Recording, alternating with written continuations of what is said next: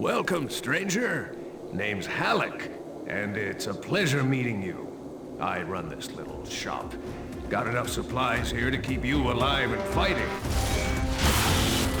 Rage, at its core, is a first-person shooter. These other elements like racing and vehicle combat, they're additive to the experience. But it's important not to get confused by really what we do.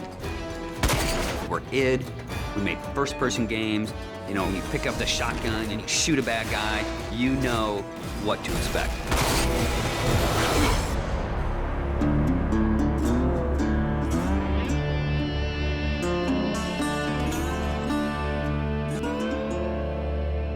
So in Rage, what we've tried to do is in every new environment that you enter, we give you a new weapon or a new ammo type or a new engineering item to keep the experience fresh. And as you play through the game, your arsenal grows and grows. It's a few different elements that really make a weapon good or satisfying. When you hit the fire button, it needs to do something on the other end. And that's where you get the feedback from blowing a head off or seeing a cool death animation. You know, I've always loved shotguns in all of the id games especially. I think if we didn't have a shotgun, a lot of fans would be upset. But the crossbow, because it's so different and so new, it's almost like this utility weapon. My favorite weapon in Rage is the wing stick. Let me guess. You want to know how to throw a wing stick. The wing stick is an offhand, instant throw weapon. The wing stick is such an iconic weapon. It's this bladed death boomerang, and it has like a smart nano targeting core, is some of the mythos that we've built into it. And if you time it right, you can chop the heads off of mutants with it. We have these things we call gadgets or engineering items. Things like a little remote control car with a bomb attached to it. Now you're building this little defense turret. If you have the parts and you have the plans to build it, you can build these anywhere in the world.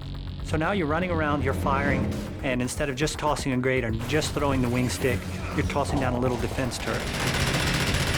We have other more complex engineering items as you progress through the game, things like sentry bots that are automated robots that shoot all your enemies for you. If you utilize some of the other gadgetry items, you can make it a thinking man's game. But it doesn't stray too far from our core mechanics. It's one button. It all follows the same principle. I pay nicely for quality goods. There is an economy, and when people first think about the economy, they think RPG. But the economy is really your tool to manipulate how you want to play the game. It really is this player choice mechanic. So you're picking up this cash and these other cool items, then you sell it and you pick which ammos you want to buy.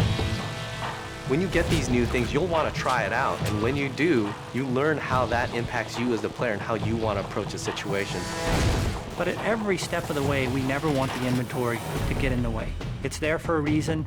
It always has a purpose, but we still want to stay true to that kind of action.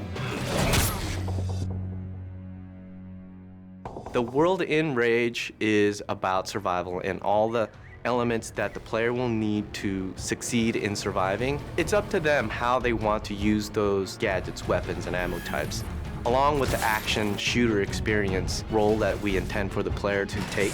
We create these different options in the gameplay when you get into an area with all these various implements of death. Or, you know, you may not want to have any strategy. You just may want to kick in the door, pull out your big shotgun, and start blasting away at the bad guys.